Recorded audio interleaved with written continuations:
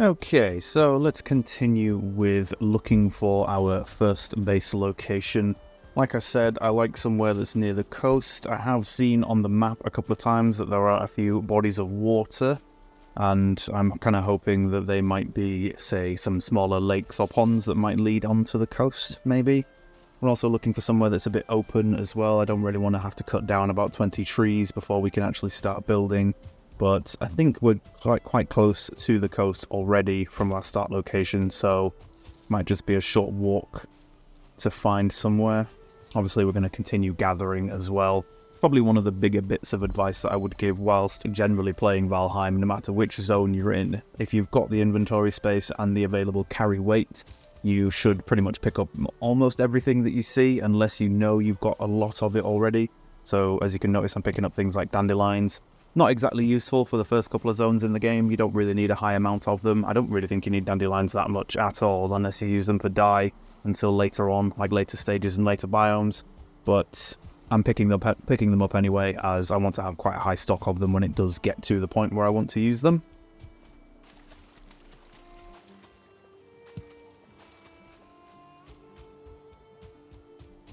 Aha, so this is a runestone. We actually saw one of these earlier on in the playthrough and I completely neglected to mention it. That's my bad.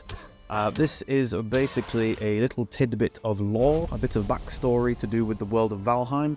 If you read the text at the start of the game when you're first loading in, it explains that Valheim is basically a dumping ground used by Odin for evildoers and a lot of his enemies, a lot of his worser enemies anyway.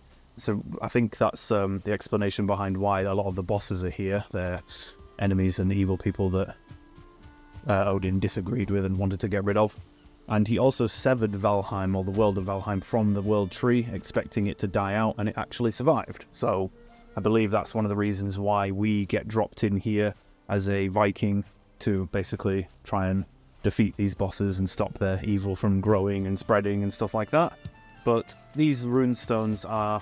You don't have to read them, they don't give you anything. I don't believe there's anything like an achievement for reading them all, or anything like that. I don't think they give you anything in terms of special powers, or any items or anything like that. They don't even really give you any hints or tips or anything, it's more just little bits of story. Some of them can be oddly specific and not really make any sense, and some of them can be quite broad and give you a bit of an explanation as to the land that you're in. But you will find them scattered around the world, and I believe you can find more than one of the same one. I could be wrong about that, but I'll try and read these whenever I come across them, and I'll do the same with these as I do with Hugin and our tip ravens, which is to leave them on the screen for a few seconds. I won't read them out, but we'll leave them on the screen for a few seconds for anybody who wants to pause and read them themselves. Ooh, this is perfectly timed. Honestly, I don't think I could have planned for this being that well timed. So, couple of things. You'll notice that we have officially hit nighttime. Now, the easiest way to tell that it's nighttime, obviously you can tell from it being nearly pitch black. It's very difficult to see things. In future content, I'm going to have to remember to make sure I'm traveling with a light source if I'm ever out and about at nighttime, so that you guys can see what's going on. I do kind of have my screen brightness set to a bit higher so that I can see at nighttime a lot easier, but I also don't realize that when I'm recording, it's not recording my monitor's brightness, so it might be quite difficult for you lot to see what's going on. So in future, I will try and make sure we've got light sources and things like that, especially around our base and when we're traveling at nighttime. But the main reason why you can tell it's nighttime is if you look at the top right of your screen where the minimap is, you can see there's a little debuff icon right next to the minimap called Cold. Now, the cold debuff affects your stamina. It makes it regenerate a lot slower. There are ways to get rid of the cold debuff, but those ways don't come in until much later on in the game, so, through things like clothing and potions and stuff like that.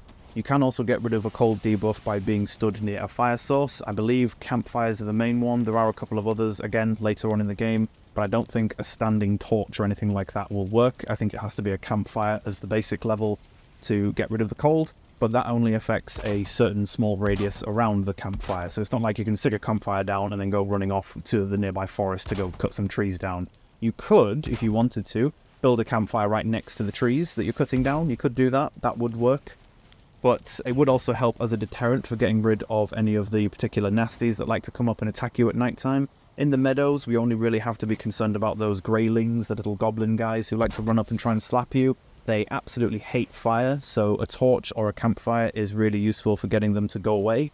But some of them will be a little bit braver and will just, I think it's just the pathing of the AI or something like that, where they'll just run up and just try attacking you anyway, even though there's a fire right next to them. Hitting them with a torch isn't a bad idea, but if you have the torch out, they will just automatically run away, so you will have to keep chasing them. I just prefer using a club. A few hits and they're dead, or you can parry them and 2-hit them, so railings aren't too much of a concern, but I do also realise that you can play this game on a harder difficulty. You can also play hardcore. You can change the way that I think damage and health and stuff like that works, so one of my recommendations would be, if you're playing the game on a harder difficulty where death is frequent, I would definitely recommend building a base as soon as possible before your first night and sleeping through the nighttime by building a bed. So now that we've found a perfect location, I'm pretty happy with this one. It seems to be pretty flat. We will have the ability to make the ground nice and perfectly flat by building a hoe, but obviously in order to do that we're going to need to put down a campfire, a crafting table, and we're also going to need to cover that crafting table with a building in order to use its functions properly. So we'll get started with that. We'll go cut some trees down and start building this base.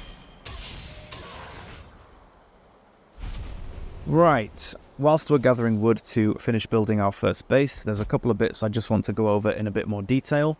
First is your crafting table. So when you place a crafting table down and you have your build hammer equipped, you'll notice that there is a large white circle in the nearby area, which is your building area for that table.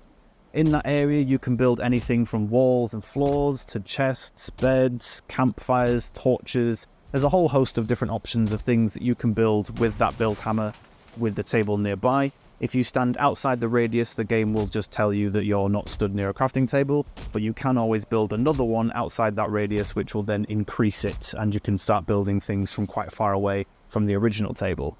The second use of your crafting table is to build stuff like tools, weapons, armor, and to repair items as well. In order to use this functionality, you do have to have walls and a roof over this crafting table. Otherwise, the game will just warn you that the table is uncovered and you won't be able to open the menu. Once the table is covered by a roof, you will be able to open that menu and you'll see all the different options on the right-hand side. It's similar to the building menu when you open your inventory, except you'll have a lot more options available. You will also be able to repair, which is completely free, and I absolutely love that feature. It's probably one of the best features of the crafting tables, is that it doesn't cost anything to repair items. There are also a variety of different crafting tables, which we'll cover in a bit more detail once we've unlocked them. And there's also things like cooking stations and stuff like that. You will have noticed that the campfire I built, I did stick a cooking station over the top of it, just a small wooden one, which has 2 cooking slots. We placed 2 bits of boar meat into those cooking slots, and after about 20 to 30 seconds they were cooked and we could pick them back up. If you don't pick up any meats that you're cooking on a cooking station over an open fire, it will burn after about 20 to 30 seconds after it's finished cooking. So just make sure you listen out for that hiss, or that you're watching the meat as it's cooking, so that you can pick it up as soon as it's done. And you can also place several cooking stations over one campfire. If you position them, I think it's about 3 or 4 that you can fit on there at once. You just have to get you have to get the positioning correct, but you can fit about 3 or 4 cooking stations over one campfire, which is a bit more of an effective use of that one campfire. But as I said, you will get more different stations and cooking options as we get progress further into the game, so we will have some more options later on down the line. Now we're pretty much getting there with our building now. We just need to collect some last little bits of wood just to finish off the roof and some of the bits of the walls and stuff like that. We will also put a front on it and change things about it. We do also need to flatten the ground with a hoe, which I will get on with building as soon as we've got this table covered. But I just want to make sure it's covered so that we can repair our items, as the axe is getting quite close to being destroyed. With durability in the game, once it runs out, you won't be able to use the item anymore, but it doesn't disappear completely. It will just sit there flashing red on its durability bar, and you'll have to go back and repair it before you can start using it again. So you don't have to worry about building more and more every time, unless of course you don't have the ability to repair an item just yet. You might have to dump your broken axe while you build another one, or you can always keep it in a chest nearby for if you ever die and need to tool yourself up in order to get back to your corpse.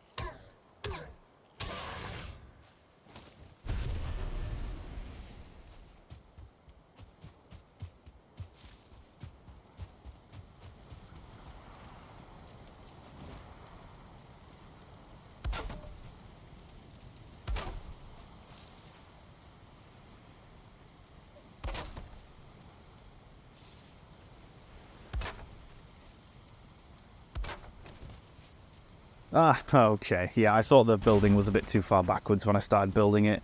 So the game considers our table as being still too exposed. It's a bit too much out of the building. So what we'll do, because we can't go and get any more wood with our axe being broken, we'll just knock the table down and reposition it a bit further in along that side wall just there. We'll gain access to the crafting menu. So it opens your inventory and you can see on the right hand side a list of items that you can craft. The items in white are the ones that you have materials for, so you can build them right now. The ones in grey underneath are the ones you need to go and get more materials for. If you highlight them, you'll see which pieces you're missing, so you can farm specific bits if there's something you need first. My plan for the start of this will be to build a bow, some arrows, and a shield. Those are the three main things I want to get to go out and do my next big farm, although we will need some more leather scraps before we can build any of those, so we'll have to go and hunt some boar when we get to morning. I was considering building a flint knife, as we now have access to flint materials, but I don't really want to sneak just yet. I'd rather hunt deer with a bow, at least for the start of the game, just because it's a lot more efficient when it comes to hunting deer. So I think we'll do that for now. And there is the repair button as well, just to the left of the crafting list. You have to click that once per item, so if you have multiple items to repair, you just need to spam click it. Little bit of a humble brag, but my timing today has been pretty spot on. We mentioned it coming close to morning, and it already is, so that's a fantastic timing. So, a quick thing, if you can't tell it's daytime, if you're inside or if you're in a cave or something like that, the best way to tell that the new day has started is when you get the message in the middle of your screen saying day and whatever the number is. So for us, it's now day 2. We are about to head out and get some more materials, but before we do that, I'm going to quickly head back and grab a rested bonus. So, the rested buff is something that's fairly important for pretty much any time you venture out away from your base. If you're going out to gather, to fight, to craft, or anything like that, anything that's going to use a fair bit of stamina, I would always recommend getting your rested buff before you leave. And there are several different ways you can get it, and a few criteria that you have to meet in order to get it. The most basic rested buff you can get is comfort level 1. And to get that, all you have to do is build a campfire out in the open when it's not raining and then sit next to it. As long as there's no enemies nearby, you should get the resting bonus or resting buff at the top of your screen. And then after about 30 seconds to a minute, I believe it is, you will get a rested bonus of 8 minutes. Now, you can increase the amount of time you get from that rested buff with your comfort level, and there are various different ways to affect your comfort level. The most basic way to affect it is to be in shelter next to a campfire. That will increase your comfort bonus to 4, and every time the comfort bonus goes up by 1, the timer that you get increases by a minute. So with comfort level 1, we got 8 minutes of rested buff. With comfort level 4, we get 11 minutes of a rested buff. And you can increase it further than that with other amenities and decorations and stuff like that to place inside your house. Things like a bed, some kind of decorations, tables, chairs, that kind of stuff, they all increase your comfort level. I will have an episode in future where we build a proper kind of like dining / resting room where we've got all the different amenities that we need to increase our comfort bonus to as high as possible. I'm not sure on what the current maximum comfort level is. I imagine it will be even higher than our previous expansion or previous patch, the Mistlands, now that we've had the Ashlands released and they've released a whole bunch of new comfort items. I assume so anyway, we haven't discovered them yet, so we'll have to try and look for those once we get there. But that is one of the more important buffs that I would always say you should have before venturing out and doing pretty much anything. There's only a couple of things I'd recommend not needing it for, which is sailing. If you're about to jump on a boat and sail for quite a long time, there's no point getting rested bonus as you don't need stamina to do that. But it is important for the majority of other things you'll need it for, and increasing that comfort level as high as you possibly can is probably something I'd recommend doing as soon as possible, so that you don't have to keep coming back every 10 minutes and refreshing your buff. But now that we've got that, we're going to venture out and go and gather some more things. We're going to get some more wood to build some more amenities, some chests, a bed, stuff like that. We're also going to farm some more leather scraps for the items we want to build. We want to get a bow, a shield, and some arrows so that we can farm deer, or we can hunt deer and get some more crafting materials to continue building our base.